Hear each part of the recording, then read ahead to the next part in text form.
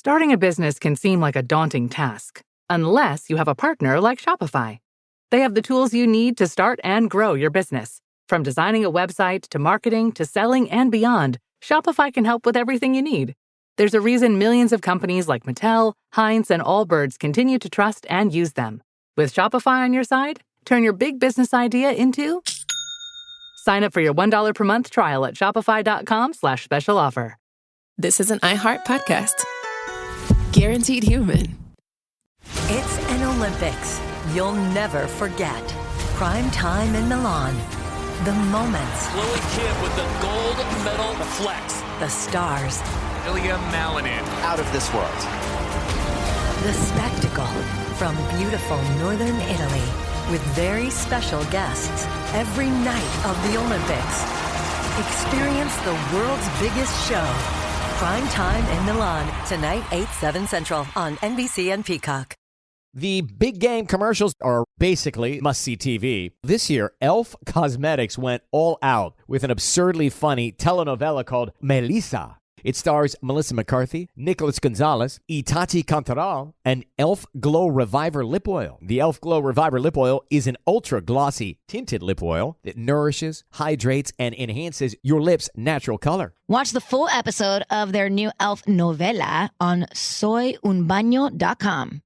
Over the last couple years, didn't we learn that the folding chair was invented by Black people because of what happened in Alabama? The Montgomery Brawl. This Black History Month, the podcast Selective Ignorance with Mandy B unpacks Black history and culture with comedy, clarity, and conversations that shake the status quo. The Crown Act in New York was signed in July of 2019, and that is a bill that was passed to prohibit discrimination based on hairstyles associated with race. To hear this and more, listen to Selective Ignorance with Mandy B from the Black Effect Podcast Network on the iHeartRadio app, Apple Podcasts, or wherever you get your podcasts.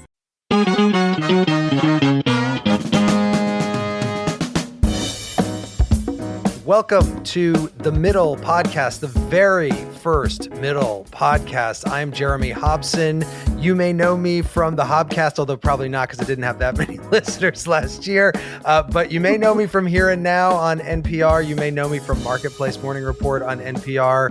I've been in public radio for my whole life, but for the first time now, I'm working with a great team and starting a brand new show that's going to be on public radio stations starting October 19th. It's called The Middle, and it is going to be a live call-in talk show that is focused on people who live in between the coasts, who are so important in our politics, but often ignored by the media. And I am joined right now for podcast number 1 by our senior producer, Lisa Napoli, who I have worked with for many years and who is a fantastic author of a number of books, most recently Susan, Linda, Nina, and Cokie, The Extraordinary Story of the Founding Mothers of NPR, which is great for today's conversation because Lisa knows everything about the history of public radio. Hi, Lisa. And I know about your history because I've worked with you for so long. So yes, hello. Yes. It's so great to have you here. It's so great to have you on the team, helping to put The Middle together. And right now, what I want to do in our first podcast is take the pressure off myself, or maybe give myself more pressure because I actually prefer to ask questions rather than answer them. But I'm going to give it over to you and let you get to the bottom of what's going on here. Yes, I can't wait to do that. I'm very excited, and it's a little humbling too. But really, it's important for me to say that I volunteered to work with you because I was so excited about your mission and what you were trying to do with this show, or what you're going to do with this show. So why don't you explain to everybody else what the impetus was for your starting the show? Where did this come from? Well, as you know, Lisa, I grew up in central Illinois and I started in public radio at a very young age. I was hosting a show called Treehouse Radio when I was 9 years old. I was doing radio documentaries in high school, and I went to become an intern at NPR's All Things Considered when I was 17, and then kind of went into the industry very quickly after that, as a producer, as a reporter for Marketplace, as a host at Marketplace, as a host at Here and Now. And in all that time, yes, I certainly thought that public radio in general and the media in general had a coastal bias, which is not surprising because the network is based in Washington, D.C. They have sort of the big outposts of the network are in New York and let's say Boston and Los Angeles and maybe San Francisco to some degree, but not in the middle of the country. And if you look at the hosts, by the way, of the shows today on public radio, with the exception, I think, of Peter Sagal with Wait, Wait, Don't Tell Me, they're pretty much all in coastal cities. So there's that aspect of it. But the other thing is, I grew up a basically closeted gay man in the middle of Illinois, and went into this world of public radio and then was kind of a public figure before I knew it. And it took me a while, even as I was coming out to everybody that I knew, it took me a while to do the same publicly out to people that I didn't know, to listeners that I didn't know. And I think one of the things I always wanted to do on the air was to make people feel comfortable talking to me. And maybe I thought during all those years that if, people knew that I was gay, that they wouldn't feel comfortable talking to me in the same way as they would if they're just thinking me as a journalist. I never wanted it to be about me, Jeremy Hobson, but me as a journalist. My job is to go out and talk to other people and hear what they have to say. So I wanted in this show to make everybody feel comfortable sharing their views. And whether that means that they come from the middle of the country, or maybe they are nervous in the world of public radio, if they're a little conservative on some issues, to come out and say that publicly. I want people to feel comfortable. I want people to feel comfortable sharing their views and having a conversation. I think we'll be much better off as a country if people can actually agree to disagree and have a civil conversation with people that they disagree with, because that's what this country is all about. Well, and just like people in Kansas don't get very often to talk with people from DC, not all of us are fortunate enough to be in a diverse community in and of ourselves each and every day. So that's another benefit of media generally. But what you're working on here is that people have a conversation, or at least can hear another point of view from another geographic point of view, or another sexual orientation or race, or, the whole country is not a homogenous blob, right? Yeah. I mean, it'll be really interesting for people to get a different viewpoint. Right. In their living room. Everybody in this country gets into their own bubbles. I do the same thing. We live in a community and we don't often hear from people that are not in our community unless we're traveling all the time. But the media has the ability to bring people in from all different communities so that we can all have one big conversation and understand what people with different views think. And so hopefully with this show, we can all get outside of our bubble just a little bit more. And frankly, in talking to people who are would-be listeners of The Middle, they want that. They want to hear from people with different views than they have. So that was kind of like where I was coming from with the idea for this show. And then as it was developing, one of the things that happened was that abortion vote in the state of Kansas, where the people of Kansas, after the Supreme Court decision that said that Roe v. Wade is no longer the law of the land, or the decision of the land. After that, the people of Kansas, a very red state, came out and said, actually, we want to have abortion rights in this state, which was such a shock to the media, I think, because they don't really listen to people or talk to people from the state of Kansas very often. And so when that state made that decision, it was a big surprise. Well, what if there was a show that listen to people from Kansas all the time, and people from Iowa, and people from Missouri, and people from all across the country, and put them in the spotlight? So the whole idea is the vox populi, not experts, think tank people, the kinds of people we typically hear in the media, the analysts, the people who drive me craziest are the pollsters.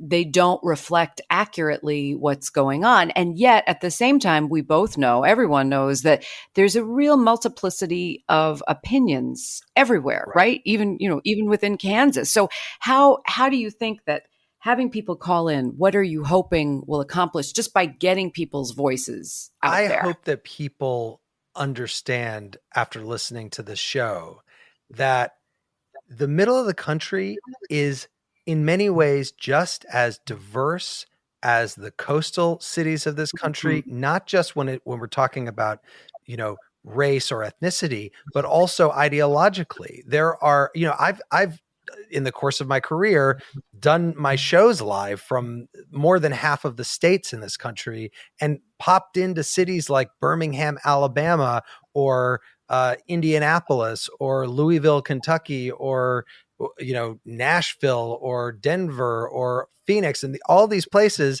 And when you get there, you see that there's, there may be a very blue city in the middle of a very red state. There are people of all political stripes, but they think about things a little bit differently than somebody who lives in Washington, D.C. or lives in New York City. It's just not the same, but it's not for the reasons that a lot of people assume that it's different.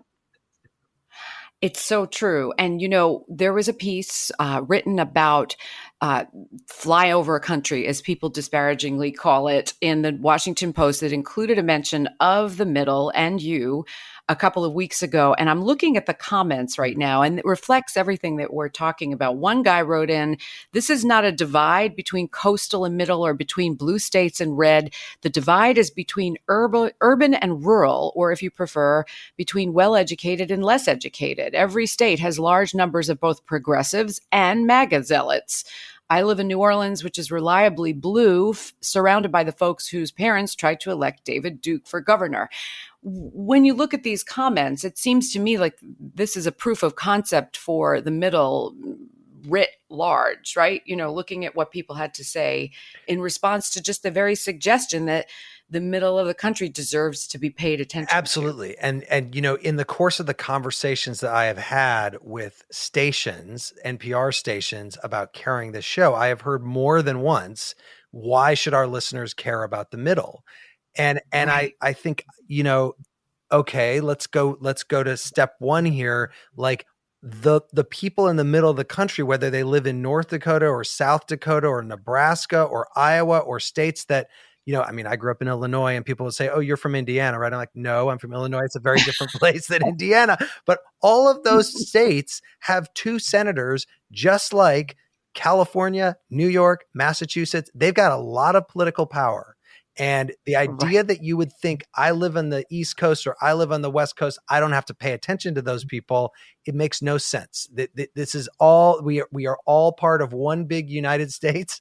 And the idea that everyone in between the coasts is left out of the conversation to a large degree makes no sense. We've got to have a conversation, talk to each other.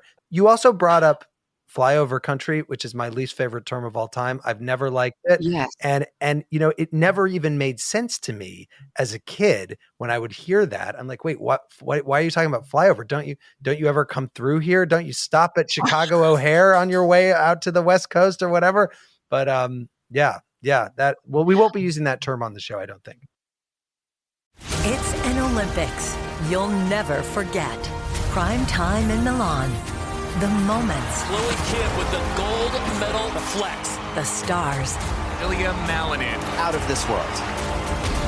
The spectacle from beautiful northern Italy with very special guests every night of the Olympics. Experience the world's biggest show. Prime time in Milan. Tonight, 8/7 Central on NBC and Peacock. Welcome to the A Building. I'm Hans Charles. I'm Menelik Lumumba.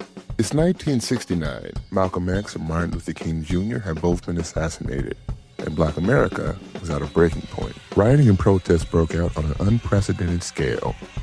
In Atlanta, Georgia, at Martin's alma mater, Morehouse College, the students had their own protest. It featured two prominent figures in Black history, Martin Luther King Sr. and a young student, Samuel L. Jackson.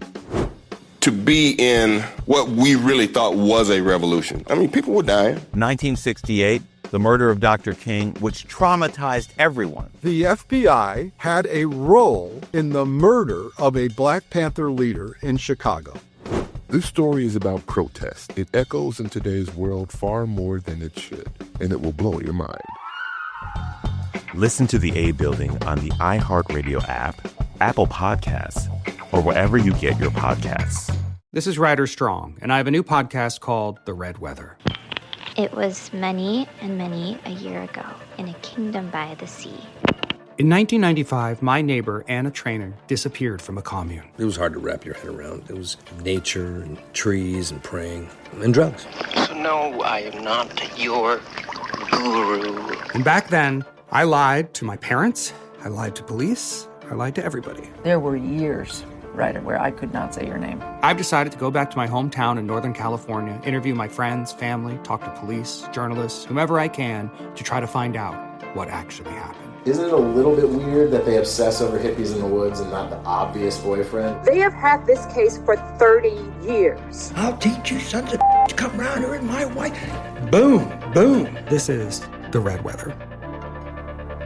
Listen to The Red Weather on the iHeartRadio app, Apple Podcasts, or wherever you get your podcasts. Well, one of the other comments was a woman named Kay Ray said, I grew up in Iowa and I have no idea what this flyover states ever meant except to be used as a political cudgel, claiming the red states in the middle of the country were being ignored by elitist liberals. It's so interesting. You know, the real proof of concept to me is that you went out virtually single-handedly with John Barth, your advisor, and the two of you managed to convince pretty quickly hundreds of stations to sign on to carry this show, which is a pretty intense proof of concept, if you ask me, that so many stations were clamoring to air something like this without even having heard it. And you know, we had conversations individually with all of the stations basically that are carrying the show. We're up to almost 500 stations at this point around the country. And the way we did that was we started in the middle. I had no expectation that this show was going to be on the coast the way that it will be. We said at the very beginning, we want to get, I think it was like 80% of the stations in the middle of the country to carry this show. And we started to pitch to the stations in the middle of the country. And then somewhere along the way, I think it was San Francisco that said, we'll take it. And then Miami said, we'll take it. And then we're like, well, maybe we should start pitching it to the coastal stations. And we did. And we've been able to gather most of them from Los Angeles to Washington, D.C. and Baltimore and, you know, Maine Public Radio and South Carolina Public Radio.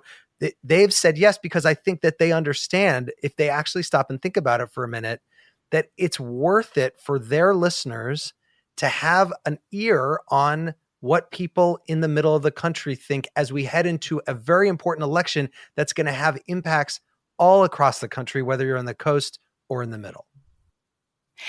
And to that point, these test pilots of these shows are happening right around these midterm elections. So what's your hope? What do you think we'll achieve by being on the air when we're on the air right now? Well, look, in the very first show that we're going to do, as you know, the topic that we're going to start off with is very open-ended. It is, what is the most important issue to you heading into this election? I don't want to go into that show and say, we're going to do the show about abortion, or we're going to do the show about this or that, because I want to open it up and let the listeners in the middle of the country drive the conversation and say, my most important issue is inflation, or my most important issue is whatever. Because I think we're then giving the power to the public and saying, you're going to tell us. We're not going to tell you. Now, we're going to talk about it when you call in and say, this is what your issue is. You know, we'll talk about it, and we'll have some important expert people who, by the way, will also be from the middle of the country to help us drive the conversation. But at the end of the day, I think just the people on the coasts getting that perspective and hearing in an unfiltered way, to a large degree, what people in the middle of the country think is the most important thing and what they're going to be voting on. You remember, Lisa, in 2016, in that election, how surprised so many in the media were that Donald Trump won. And I have talked to people in the middle of the country about this show, and they're like, you know, that wasn't a surprise to us in Iowa, or that wasn't a surprise to us in Wisconsin. And we were sitting there screaming at the media the whole time going, how did you not know this was going on? Oh, maybe because you never really came into our state and talked to anybody. Right, right. No, and that's where it goes back to what you mentioned before, the early history of public radio. The whole point of public radio when it started was to give voice to a diversity of people that were not reflected in the commercial media. That's exactly why public broadcasting was started to begin with. And the idea that when All Things Considered started on public radio, was the very first show, it was not just broadcasting to Kansas, but reflecting what the people in the middle of the country, in the smaller markets that don't get that representation, what those people were thinking and feeling and experiencing, and on every single level, culturally, politically, and otherwise. So really, you're going back to the roots, the origins of public broadcasting by doing this. And so tell me just a little bit more about that, because what exactly were they doing in the beginning? I remember, I have not been in public radio since the very beginning. I'm not old enough for that. They started. Not old. You weren't alive. You weren't at Gleam. But I do know that, Buffalo's station, WBFO, was one of the first really important ones. I know that WILL, where we're going to do the first show of the middle from, started 100 years ago, way before NPR became a thing. But yet, tell me a little bit more about sort of how it all began with these stations in the middle. Well, they were all tiny stations, meaning not just in the markets that they were in, but in the strength of their broadcasting. And they were affiliated usually with schools. Sometimes they were with churches. Sometimes they were with public school districts, but mostly they were with universities. And the whole idea was that they were a megaphone for that university in a community to just reach out, do community outreach, what we do now with Patch or, Nextdoor or blogs, Facebook pages, people did with these community radio stations. And in the 60s, everybody started to worry about the importance that the commercial broadcasters were having. The 3 television networks ran the radio networks for the most part. And it was just a very unilateral kind of voice that was being messaged out to the nation. So the idea of lassoing up these little community stations into a network and giving them the force and the might with each other was A, to give them more force and might, but B, also to allow them to grow and amplify what they were saying beyond their community borders, and to allow All Things Considered at first, the first show, to broadcast to a wider audience than just to a DC, Metro, New York area, and to bring different opinions into those markets. So that really was the core of it. Nobody really had a plan. It was just the idea that lassoing up this force might rival the force of commercial broadcasting. Well, and it certainly has. If you look at the numbers today, NPR reaches more than 20 million people every week. And the big shows, you mentioned All Things Considered, Morning Edition, they're more than 10 million, which is probably all the, network morning shows combined. Well, and certainly ferociously more than cable, which has this strange stranglehold over the zeitgeist, which has always been curious to me because there are so many more people listening to the radio, which, by the way, when public radio started, was left for dead as a medium that was kind of the old thing. So, because TV had become so forceful. So yeah, it's a powerful force, and it's going to be exciting to hear what people have to say and what their reaction is to hearing what other people have to say who they don't typically get to talk to. And it's an Olympics you'll never forget. Prime time in Milan. The moments. Chloe Kim with the gold medal flex. The stars. Ilya Malinin. Out of this world. The spectacle from beautiful northern Italy with very special guests every night of the Olympics. Experience the world's biggest show. Prime time in Milan. Tonight, 8/7 Central on NBC and Peacock. Welcome to the A Building. I'm Hans Charles. I'm Menelik Lumumba.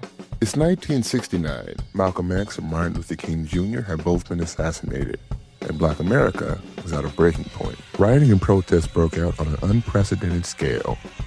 In Atlanta, Georgia, at Martin's alma mater, Morehouse College, the students had their own protest. It featured two prominent figures in Black history, Martin Luther King Sr. and a young student, Samuel L. Jackson.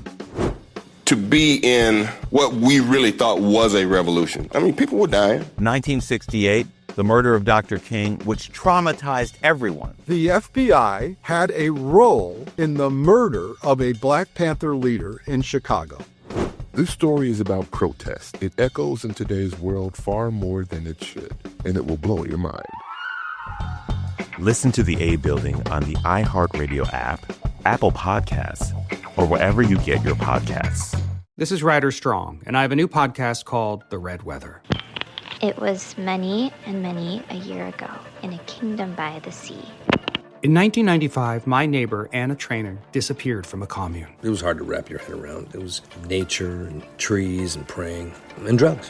So no, I am not your guru. And back then, I lied to my parents, I lied to police, I lied to everybody. There were years, Ryder, where I could not say your name. I've decided to go back to my hometown in Northern California, interview my friends, family, talk to police, journalists, whomever I can, to try to find out what actually happened. Isn't it a little bit weird that they obsess over hippies in the woods and not the obvious boyfriend? They have had this case for 30 years. I'll teach you sons of to come around here and my wife. Boom, boom. This is The Red Weather. Listen to The Red Weather on the iHeartRadio app, Apple Podcasts, or wherever you get your podcasts. Let's talk about this for a second, because yes, this is a podcast. This is the new thing. I mean, they're not really that new anymore, but this is where everybody's going. Everybody's leaving public radio to go into the world of podcasting. But this show is going to be radio first. And I think that there's something still exciting about a live radio show. And I think that's another reason why the stations that have decided to take the middle are interested, because it's going to be live. It's going to be live in the evening where there is not a lot of live content, but there are people out there that are listening. You know, Delilah, remember Delilah? She's in the evening.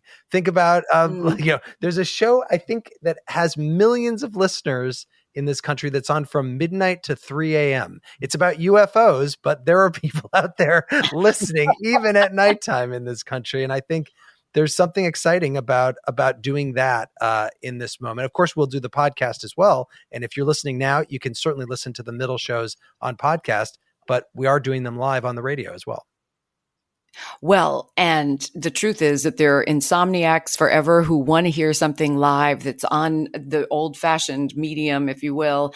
But also 20 years ago, when the web was really starting to ramp up, people were fleeing old-fashioned newspapers to go to all these newfangled companies, that many of which don't exist any longer. And many of them scrambled back to the traditional media. So it's all a different universe, but to think that public radio was the new thing when it started, and now it's got this renewed life and it's such a huge megaphone. It's going to be interesting to see where you go with this. So tell us again. Okay. So listen to themiddle.com and then all the socials. Yes. Oh, you're going to make me come up with all the socials right now. I'm going to tell you.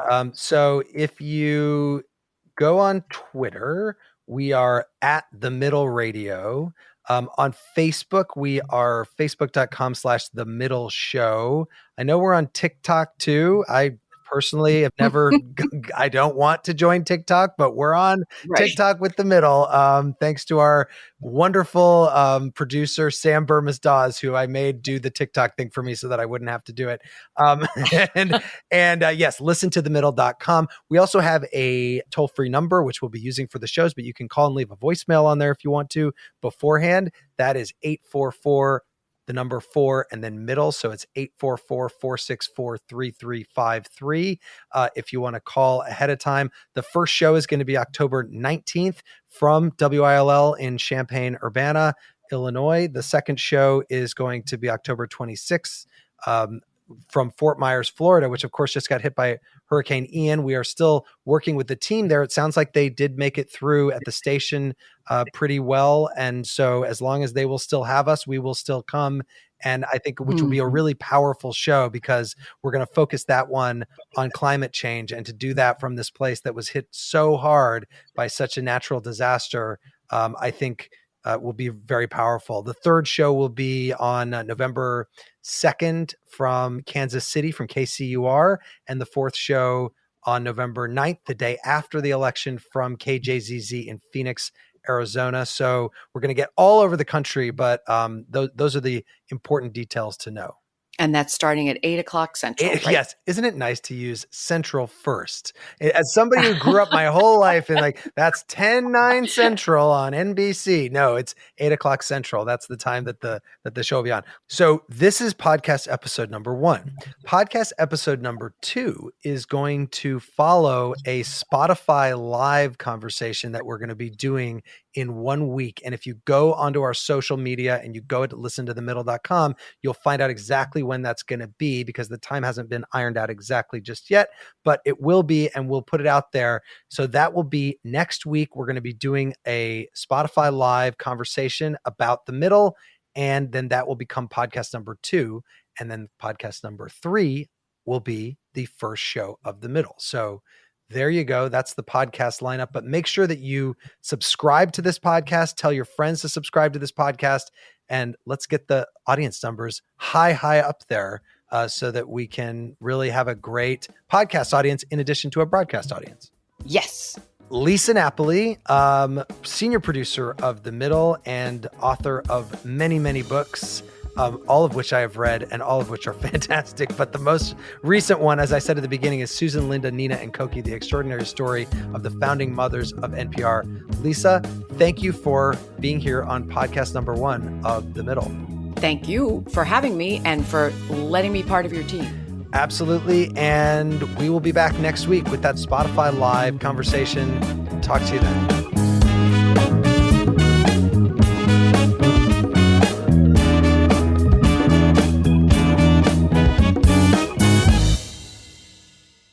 Over the last couple years, didn't we learn that the folding chair was invented by Black people because of what happened in Alabama? The Montgomery Brawl. This Black History Month, the podcast Selective Ignorance with Mandy B unpacks Black history and culture with comedy, clarity, and conversations that shake the status quo. The Crown Act in New York was signed in July of 2019, and that is a bill that was passed to prohibit discrimination based on hairstyles associated with race. To hear this and more, listen to Selective Ignorance with Mandy B from the Black Effect Podcast Network on the iHeartRadio app, Apple Podcasts, or wherever you get your podcasts. 1969. Malcolm and Martin are gone. America is in crisis. And at Morehouse College, the students make their move. These students, including a young Samuel L. Jackson, locked up the members of the Board of Trustees, including Martin Luther King Sr. It's the true story of protest and rebellion in Black American history that you'll never forget. I'm Hans Charles. I'm Menelik Lumumba. Listen to The A Building on the iHeartRadio app, Apple Podcasts, or wherever you get your podcasts. Saturday, May 2nd, country's biggest stars will be in Austin, Texas at our 2026 iHeart Country Festival presented by Capital One. Tickets are on sale now. Get yours before they sell out at Ticketmaster.com. That's Ticketmaster.com. This is an iHeart podcast. Guaranteed Human.